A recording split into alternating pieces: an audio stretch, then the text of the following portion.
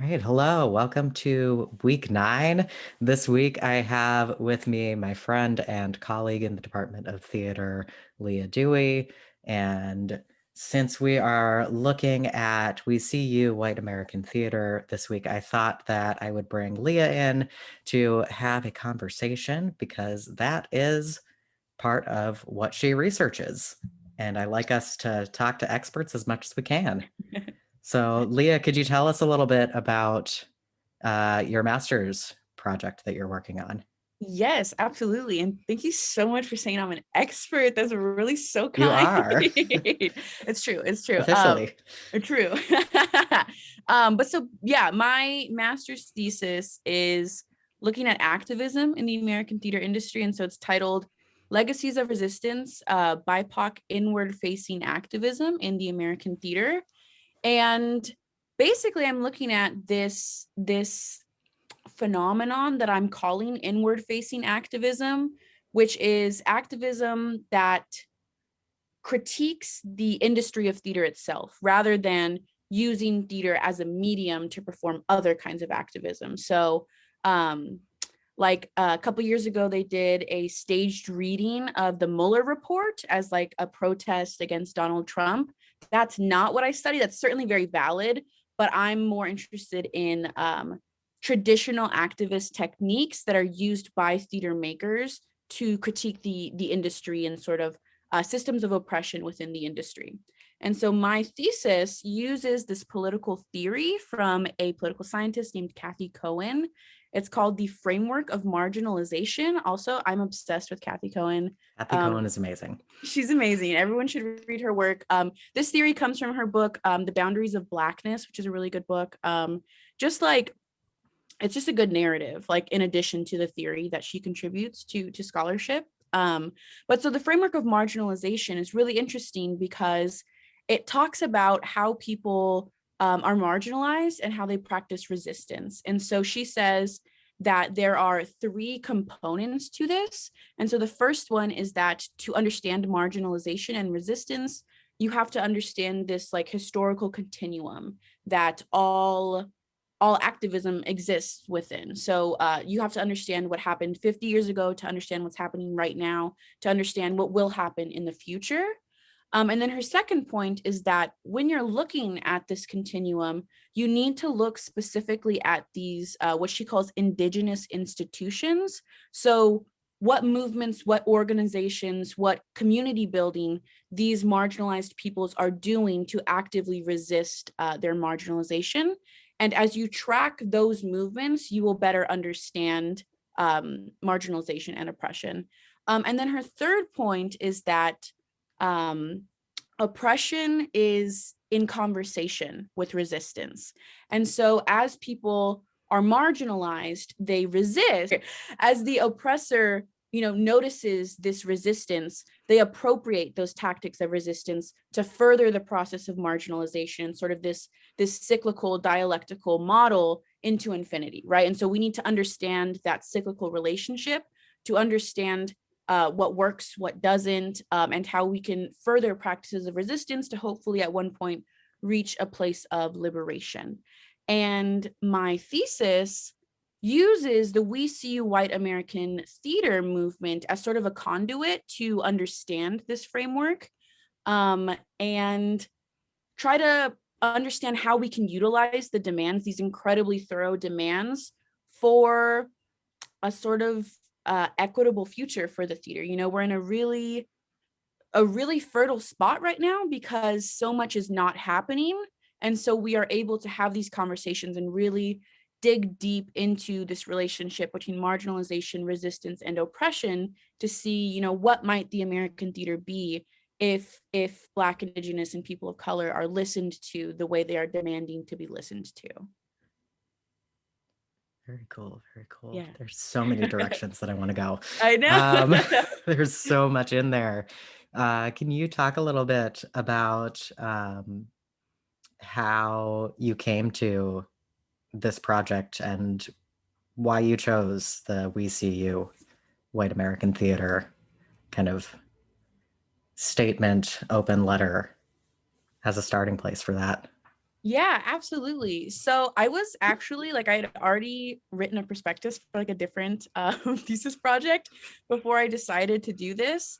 And really what it is that I've always been activist minded, like in my outside of school life. And of course, I've always loved theater. I wouldn't have come to a graduate program in theater if I wasn't into that. But I never really knew how to like bring those two into communion. And so when the protest happened last summer, there was a couple things that happened in the theater industry. Like there was Marie Sisko's Theaters Not Speaking Out list. There was the hashtag Open Your Lobby Doors initiative, really during the height of the protest that I was looking at how we as theater makers are sort of leveraging our privilege, and specifically New York theater makers, how they were leveraging their privilege to help the protests, right, and help further the pursuits of Black Lives Matter.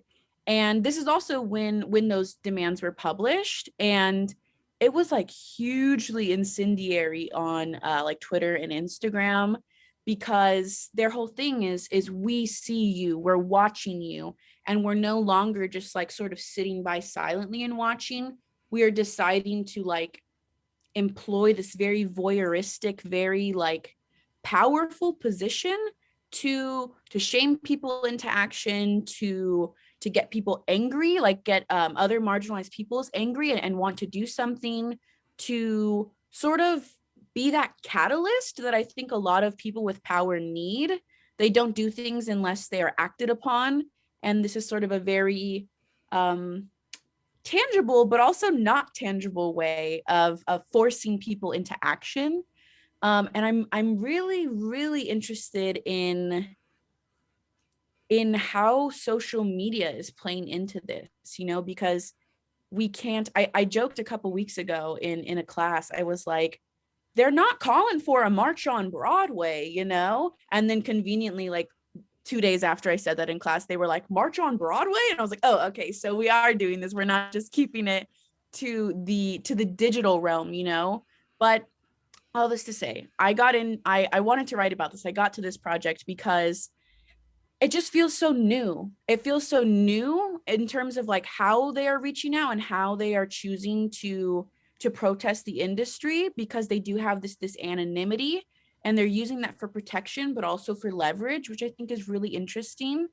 But also I didn't know this when I first chose the project, but now having done a bit of research, it feels like one of the very few, if any, theater movements that's like completely pan-ethnic, and it's completely like pan marginalization. Like there's disabled folks, there's LGBTQ folks, there's across the gender spectrum, there's across the ethnic spectrum. Like it really spans all types of like intersections, which of course does happen organically in other movements, but this is sort of like this is a national movement that is meant to be the culmination of hundreds if not thousands of local movements, you know.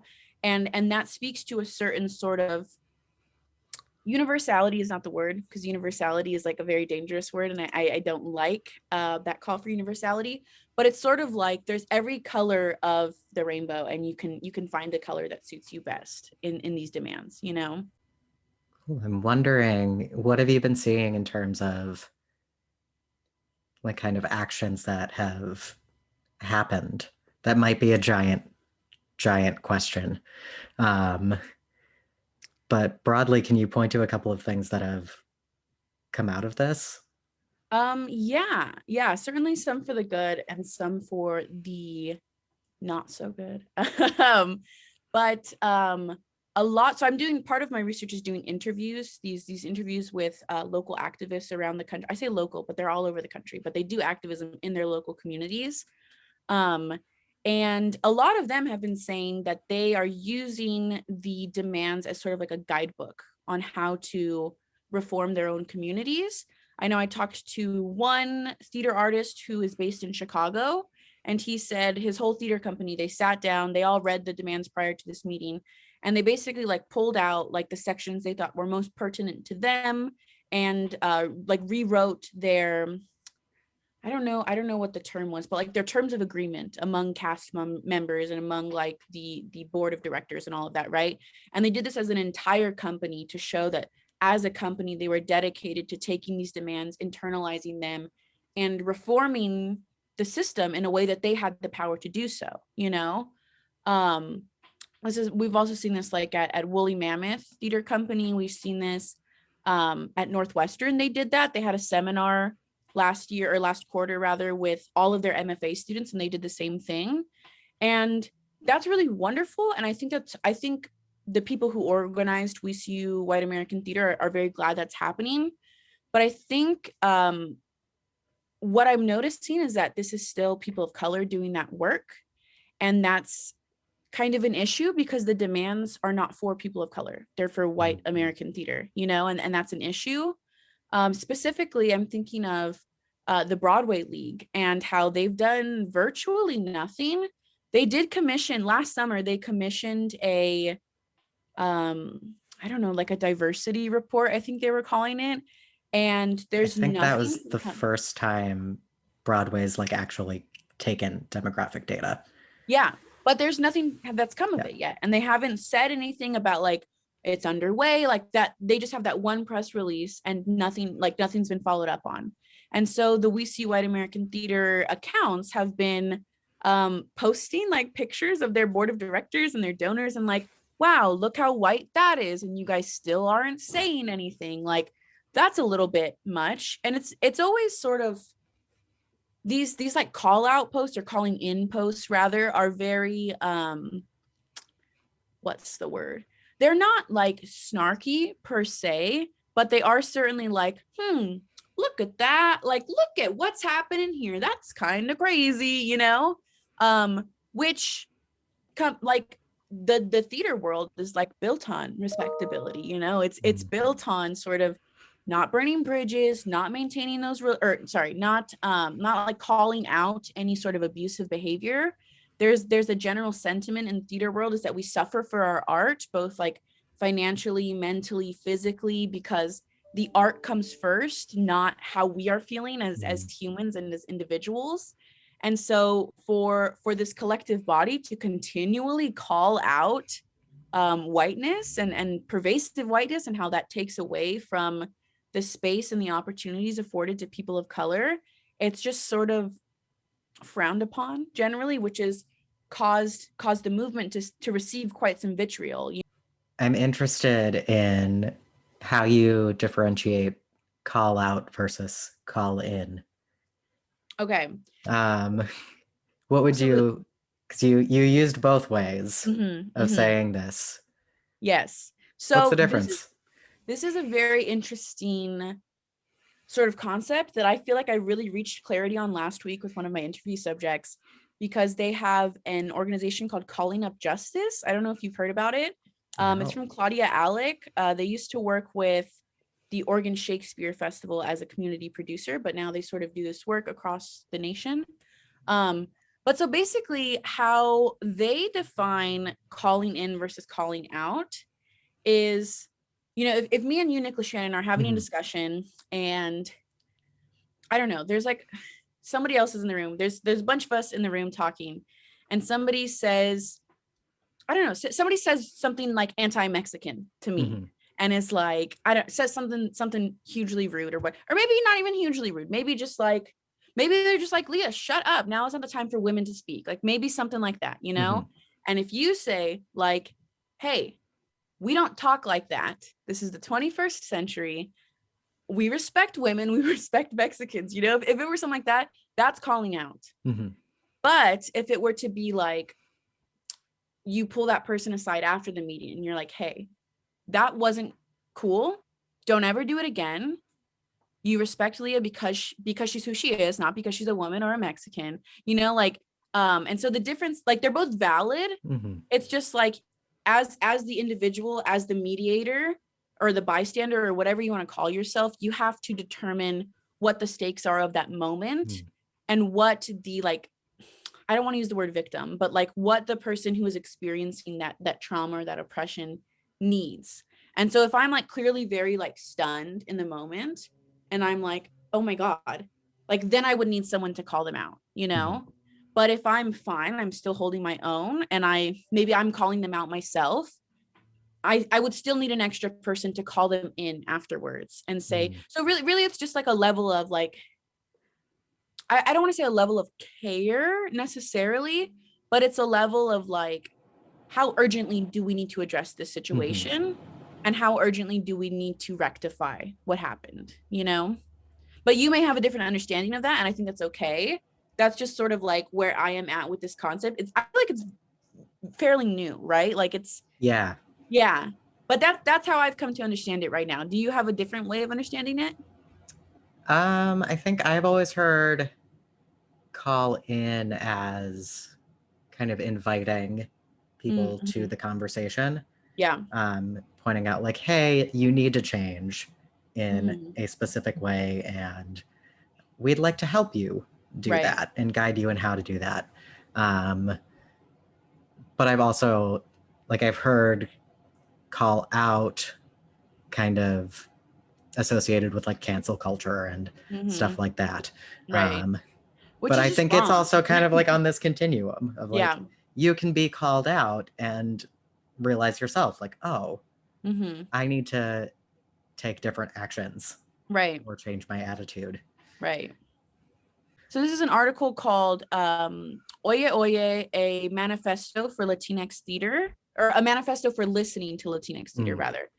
And it's basically talking about how, you know, when you are watching white plays that have enslaved peoples in them, or that are about, you know, the frontier or whatever, Mhm. like it's just a given. Like, oh, yeah, they were enslaved, but that was just part of life, you know? Like it sucked, but like it's just part of life, you know? But Mhm. then when you have like a Latinx play that talks about, like, I'm trying to think of an example. Okay, like Chavez Ravine, which is about the land where the Dodger Stadium now sits, Mhm. and how that was like a huge Mexican community that was like displaced entirely because they wanted to build a baseball stadium. And it's about like the complex identity, because like being a Mexican in LA, you're like, there's a huge like identity tied up in being a fan of the Dodgers, right? And so it's this like disparity of identity. And people get mad because they're like, well, we love the Dodgers. How dare you critique this? And it's like, why why are you mad that we're just talking about our experiences the same way you did in your play with enslaved peoples in it, you know? Like, why can't we just say, oh, that's just the world? And I'm sharing my experience of the world. Why are you mad? Like, if it were the other way around, where these people are talking about the creation of the Dodger Stadium, you know, the world's biggest baseball stadium. I don't know if that's true, but whatever narrative they want to attach to it, you know, it's like, LA's biggest baseball stadium. exactly. It's just so like, why is a white story, a white perspective on a story more valuable than a Mexican perspective or a black perspective Mhm. or a Chinese perspective or what have you, you know? Like that's an issue, you know? It's just very fascinating. Very fascinating. All right. Where do you see this project of We See You White American Theater with their principles and demands that they've put out? Where do you see that going in theater in the future? Or what seems to be the hope of how things will change because of Yeah. it? I think the biggest hope, first and foremost, is that there will be enough like momentum propelling us as we like come back into a time when we can do theater, that people on boards will step down, and or they'll be like shamed out of their positions or whatever, right? So that way there's room for Black, Indigenous, and people of color to have leadership positions, not just at like local boards, but at regional theaters, at Broadway theaters, in big like national companies, you know, because that's one of the clearest avenues to like more opportunities, to more equity, is when you have people with these perspectives in positions of power. But I think also in terms of like a less like New York centric or LORT centric, League of Resident Theaters, I think that stands for. Um, it's just about learning how you can incorporate the demands into your own practice. It's like 32 pages. It's really robust. It's really thorough. Like it touches on basically every facet of the American theater industry you can imagine.